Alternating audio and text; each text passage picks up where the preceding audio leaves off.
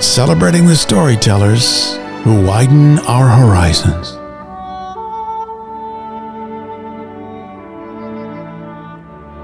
Authors on the Air. It's such a sensory experience for me that it's fast. It's just like in my head, it's a movie. So on the page, it feels that way too. It's very fast, like a movie would be.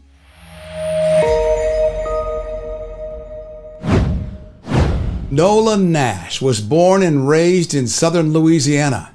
She found her way to Brentwood, Tennessee, but never lost her love for the Crescent City, with its rich history of psychics, voodoo, and the paranormal. She's an online instructional coach for teachers at a local high school by day, transforming into a fiction author by night. Her Crescent City series is a paranormal historical mystery set in the 1830s New Orleans French Quarter.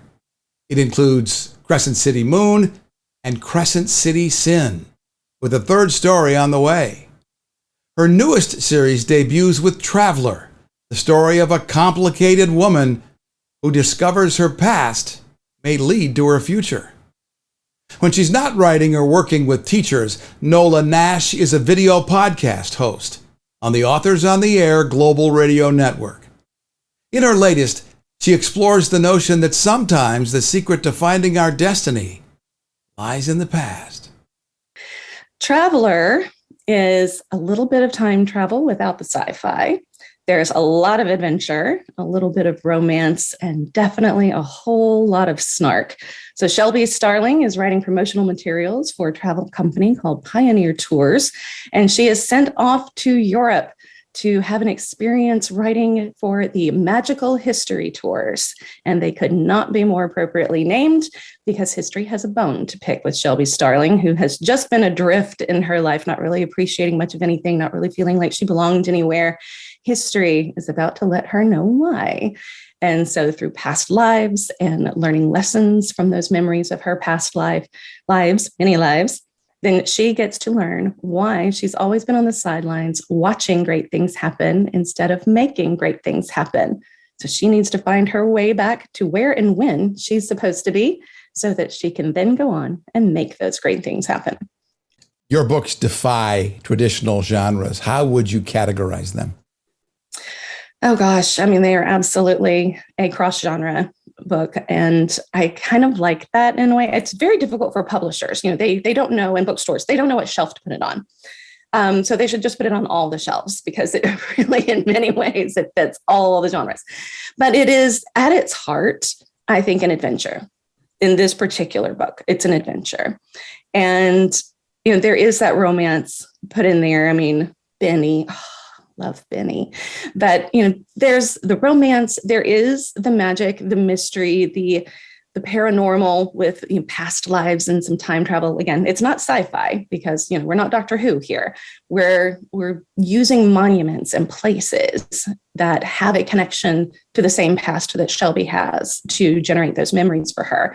So it is all of those things, but truly it's cross-genre. And I have loved to see people who don't normally read these types of books fall in love with Traveler, because there is something for everyone and it has woven all of those things in. So if you like chick lit, well, Shelby is very much a chick lit character. I mean, she's a lot of fun. She's very snarky. She doesn't have her shit together. She's just, out there, and she's a lot of fun to watch all of this stuff happen to. So there's that great chick lit. There's the romance there, and it's just fun.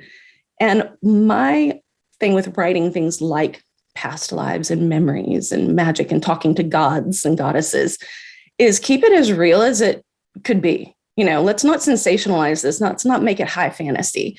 This is just, how a 20-something-year-old chick from Manhattan would have a snarky conversation with an Egyptian goddess who is also snarky, because why not? Why can't they be? Why do they have to be holier than thou? Why can't this goddess have an attitude too? I mean, it's just fun.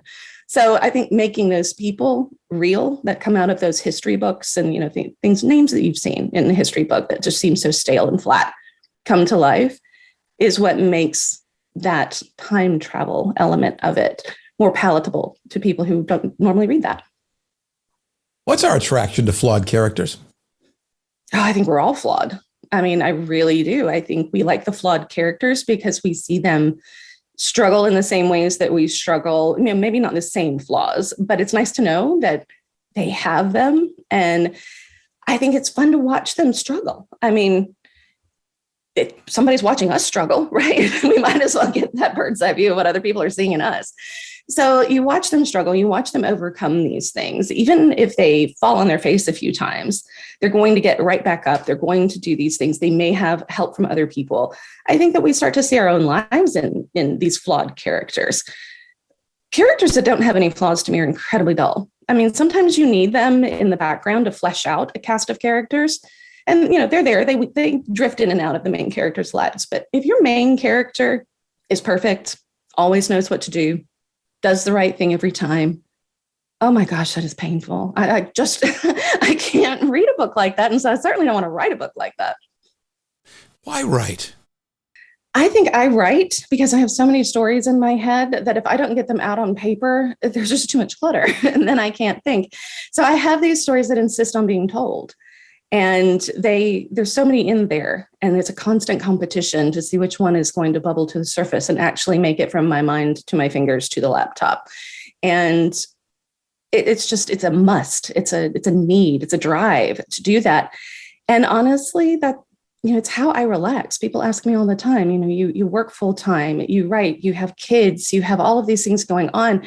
Where do you find the time to write? And I have to find the time to write.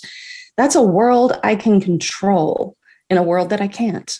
And so there's something grounding in actually creating a world, having people go where I want them to, do what I want them to, say what I want them to. That moment of control is very much a way to find my center and to kind of figure out where I need to be. Sometimes even in writing, I'm struggling through my own things and I come up with the characters and situations that I need to work through. And so it gives me a very concrete way to do that without actually having to step out into my own life and try things that may not work. But it is must do for me. It's a have to. It's not a want to. I think if I didn't write, I would have so many things inside my head. I would go crazier than I already am. And people have told me, you're nuts. I said, yes, I am. And I embrace that. And I have to channel that onto the paper or it's going to be too much for everybody, not just me. What has your writing taught you about yourself? It has taught me to be introspective.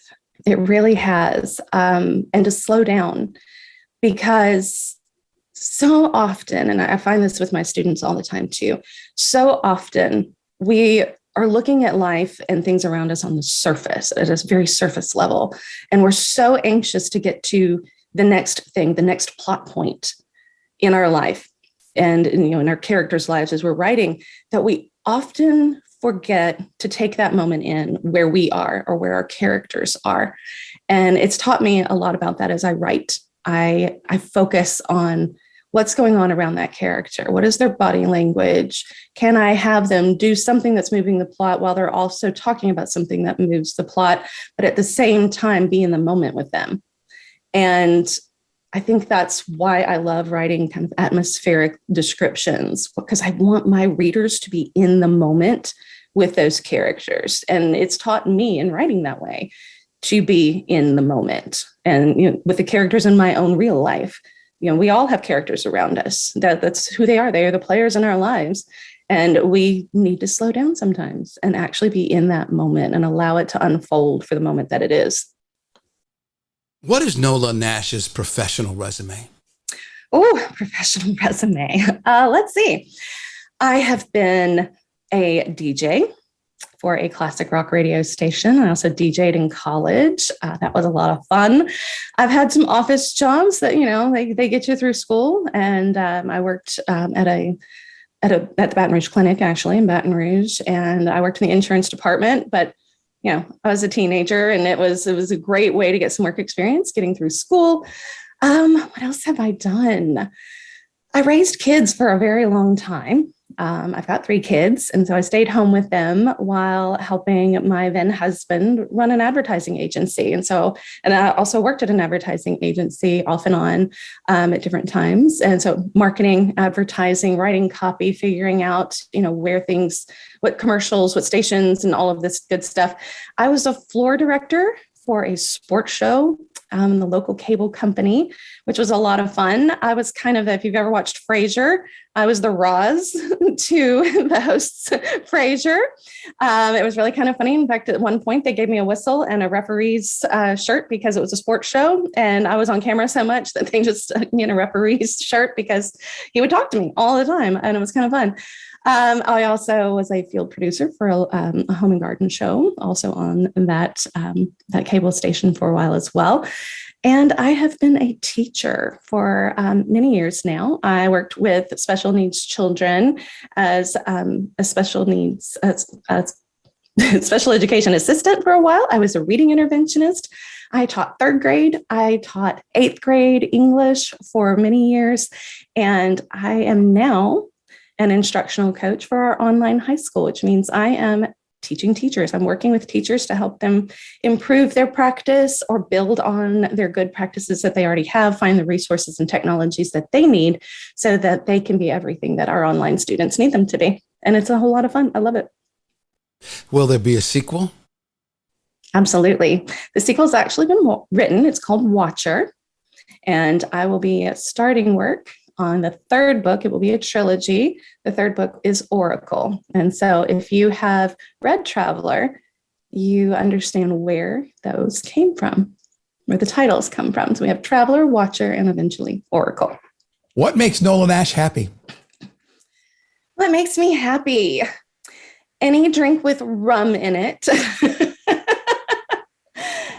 It's just mostly kind of just sitting outside or sitting at my favorite coffee shop, working on the projects that I love to work on. I love to spend time with my family playing, games, watching my nephews play ball.